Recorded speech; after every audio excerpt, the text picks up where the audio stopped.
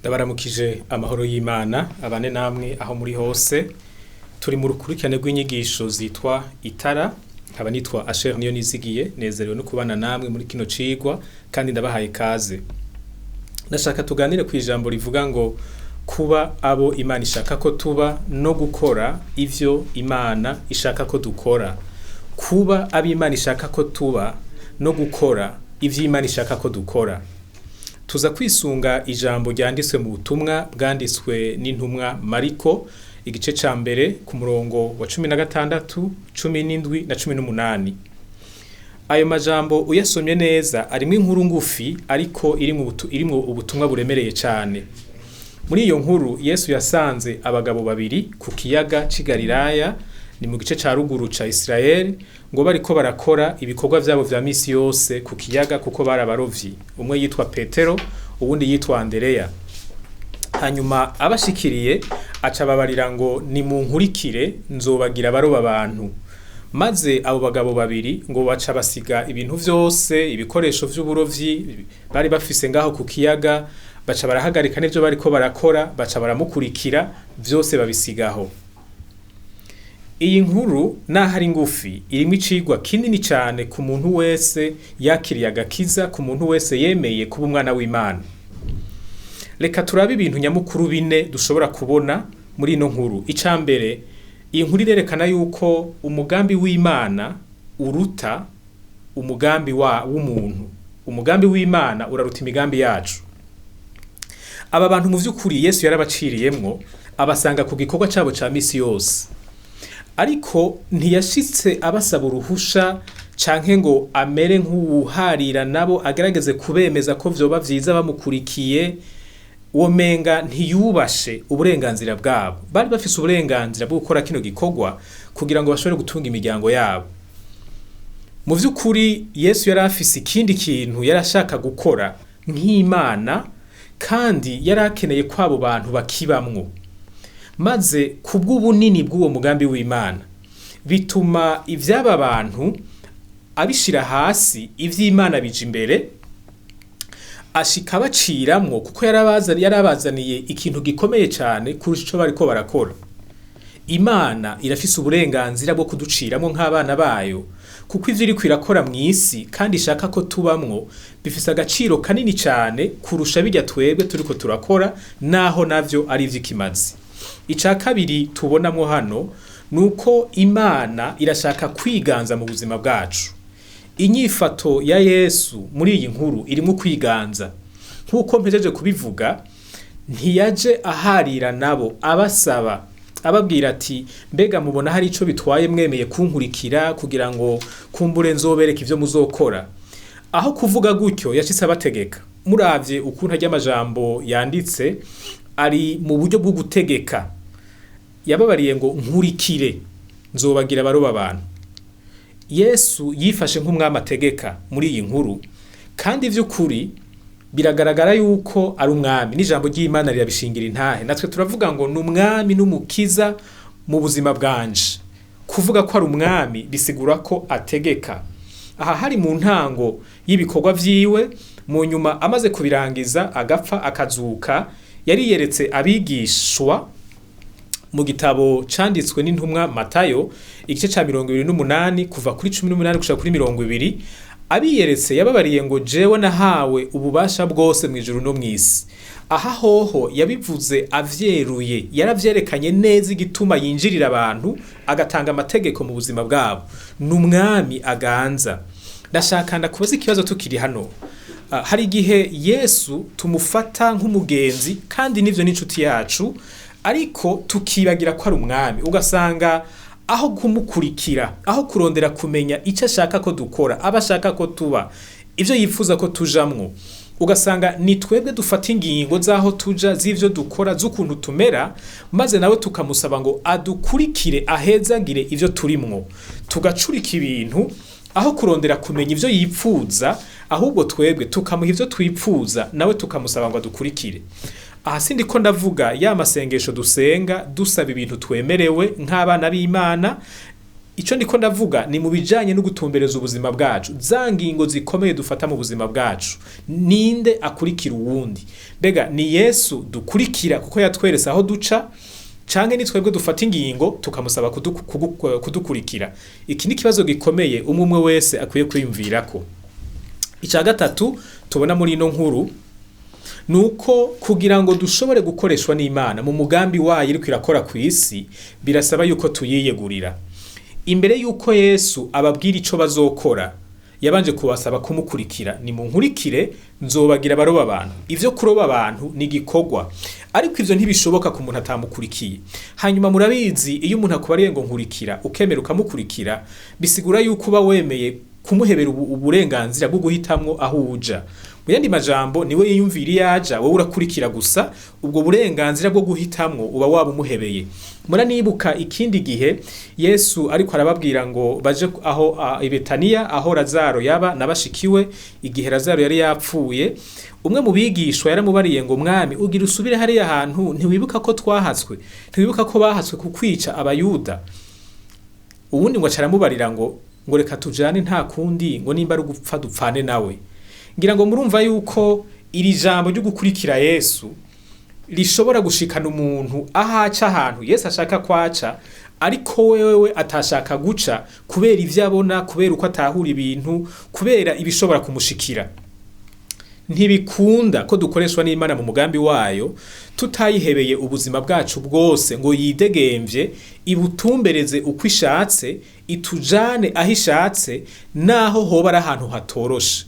Kimwe mu bintu bizokwereka umuntu iri jambo ryo gukurikira Yesu ryananiye canke ataritahuye, nuko aramushimagiza, aramuvuga neza, aramuhayagiza mu bihe vyiza, ariko iyo hageze gukora ibintu bishobora kumutera ingorane, naho Imana yoba ari imusaba kubikora, aca hindura. Kubera birasaba ko umuntu aba yarirekuye, akirekurira mu biganza vy'Imana kugira ngo nayo ishobore kwidegemvya kumukoresha ahantu hose. Reka tuje ku cakane tubona muri ino nkuru. Icakane tubonamo nuko gukorana n'Imana mu mugambi wayo bisaba ko twemera ikaduhindura, ikatugira ico ishaka. Muravyumva muri iryo jambo avuze ngo ni Nkurikire, nimwankurikira nanje nzobagira abaroba abantu. Iki kintu cyo kutugira bisigura yuko hari igicapo c'ukuntu Imana ishaka ko tumera. Tumaze kumera gutyo, dushe dukora ivyo abantu bameze gutyo bashoboye gukora. Mu vy'ukuri ico turi nico kivyara ivyo dukora. Nico gituma atari vyiza kwihutira gukora tudashize inguvu ku kubanza kuba abantu Imana ishaka ko tuba.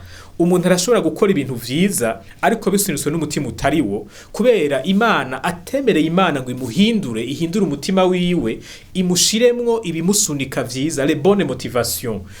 Kugira ngo dukorane n'Imana birasaba ko twemera guhindurwa nayo, maze tumaze guhindurwa tukabona rero gukora vya bindi yipfuza ko dukora. Aba bagabo bari abarovyi b'amafi. Yesu arabahamagara, abasaba kumukurikira, abemerera yuko azobahindura, noneho bagahinduka abaroba abantu. Iyi mvugo yo kuroba abantu ngira ngo murayumva, ni igikorwa Yesu yarabateguriye cyo kuzovuga ubutumwa hirya no hino muri kariya karere, kugira ngo ijambo ry'Imana, agakiza, ubutumwa bw'agakiza bukwire hirya no hino mw'isi. Nico yariko aravuga. Umugambi w'Imana n'uburabandanya. Mu vy'ukuri uyu mugambi watanguye kera cyane tutarabaho. Burya na Adamu yaremwe nk'intambuko imwe. Ukurema kwa Adamu ni nk'intambuko imwe mu mugambi w'Imana. Imana yabayeho imbere ya Adamu. Hari ibintu Imana yakoze imbere y'ukurema Adamu. Hanyuma haragera igihe Imana irarema umuntu. Kuviremye umuntu, umugambi wayo urabandanya. Waraciye ku bwoko bw'Abisirayeli, baragera igihe Mesiya aravuka aciye muri bo. Mesiya aracungura abari mw'isi bose, ishengero riravuka. Uyu munsi turi muri iki gice c'ishengero, kandi iki gice c'ishengero nico kizoca kirangiza umugambi w'Imana hano ku isi, kuko kizorangira cinjiza abagororotsi mw'ijuru. Twebwe rero twavutse dusanga uyu mugambi waratanguye, kandi uyu mugambi nitwaramba tukagera igihe dupfa, Yesu ataragaruka, tuzopfa, umugambi w'Imana ukiri kurabandanya. Muri iki gihe rero tubayeho, muri uru runganwe rwacu, bivanye n'ivy'Imana iri kwirakora mu mugambi wayo. Irakeneye abantu bemera kuyikurikira, bemera kuyiyegurira, kuyihebera ubuzima bwabo kugira ngo nayo ibahingure, iheze bakoreshe ibikorwa yabategekanirije bivanye naho umugambi wayo ugeze. Nkuko mpejeje kubivuga, uyu munsi umugambi w'Imana uracari ahanini ku bintu nyamukuru bibiri: kumenyekanisha Imana mu mahanga hirya no hino ku isi. Hariho abantu bataramenya ivy'Imana, batarumva ivy'Imana, bakiri mu buzimire. Imana irashaka ko haboneka bemera gukurikira Yesu kugira ngo abahindure nkuko yahinduye ba Petero, aheza batume kumenyesha abo bantu ijambo ry'Imana. Ariko kumenyesha abantu ijambo ry'Imana bijana no kubarera mu gakiza kugira ngo bakure baba abantu buzuye bashobora gukoreshwa ivy'Imana yabateguriye. Ibi bica bijana rero n'igikorwa cyo gufasha abizeye kuhinduka no kuba abigishwa ba Kristo. Kimwe muri ivyo bikorwa bikenewe no gutanga inyigisho zifasha abizera gutahura Imana irakeneye abantu nk'abo. Ariko kandi ruhande y'ivyo, Imana irashaka ko amahanga ahinduka akaba abigishwa ba Yesu. Turabibona muri Matayo 2:8 kuri 18, 19 na 20. Yesu ariko aratuma intumwa ziwe, yabatumye kuvuga ubutumwa hirya no hino mw'isi, ababarira ngo bahindura amahanga kuba intumwa ziwe, ngo kandi ngo kuba bigishwa biwe, ngo kandi ngo bigishe abizeye bose gukora ivyo Yesu yabageze. Iri jambo ryo guhindura amahanga kuba intumwa za Kristo, kuba abigishwa ba Kristo, nzorigarukako kuko ahanini nico kintu gikomeye cyane Imana iri kwirakora biciye mu kwinjiza ubutumwa mu mitima y'abantu, maze abantu bahindutse amahanga agahinduka. Hano iwacu mu Burundi hari vyahindutse kubera ijambo ry'Imana, ariko kandi hari n'ibindi bitarahinduka kubera imico mibi rimwe na rimwe usanga n'abizera Kristo ikibaganza. Ivyo tuzobiganira mu nyuma.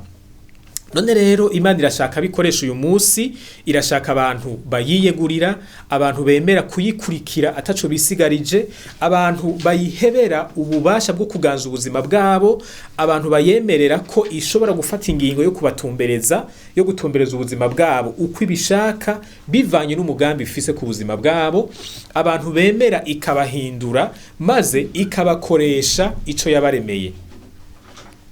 Mwibuke ko tudashobora gukoreshwa n'Imana mu mugambi wayo tutemeye kuyiyegurira. Mwibuke ko tudashobora gukoreshwa n'Imana mu mugambi wayo tutemeye ko Imana iduhingura kugira ngo tube abo dukwiriye kuba, maze dukore ivyo dukwiriye gukora. Mu kurangiza nashaka kubatera intege, kugutera intege wewe uri kurumviriza no majambo. Uri umwana w'Imana, warakiriye agakiza kandi ni vyiza cyane. Gusa nimba utarabikora ndagusaba ngo ubikore, kuko uri kuratakaza umwanya kandi ubu n'ubutunzi bukomeye cyane. Abakiriye agakiza bose barabishingira intahe. Kuri wewe rero wamaze kwakira agakiza, Imana iragukeneye. Hari ivyo iri kwirakora kandi nawe iragukeneye mu bishobora gutuma. Ariko iri kwiravuga ngo uremera kunkurikira, uremera kunyiyegurira, uremera ko ndagutumbereza uko ndavyumva. Ivyawe ubishire musi y'ivyanje, nimba bihwanye bijane, nimba binyuranye uhebe ivyawe ukurikira ivyanje. Mbega uremera ko Imana iguhingura, igukuremo ivyotuma udakora ico gikorwa neza, kugira ngo ikugire uko yipfuza kumera, maze igukoreshe ivyo ishaka gukora. Mbega urashaka ko mu buzima bwawe imyaka usigaje kubaho ubaho kugira ngo ushitse imigambi y'Imana, canke uracari muri vya vyimviro vy'uko Imana ariyo yoza igahezagira imigambi yawe, wowe ntiwiteho kumenya ico Imana igushakako? Ndagusaba ngo nimba ari uko bimeze uhindukire, wiyegurire Imana, uheze uyisabe kuguhingura no kugukoresha ivyo yateguye kugukoresha mu myaka usigaje kuba hano ku isi. Imana iguhezagire cyane kandi gushoboze gufata ingingo nziza ufatiye kuri rino jambo tuganiriye. Murakoze.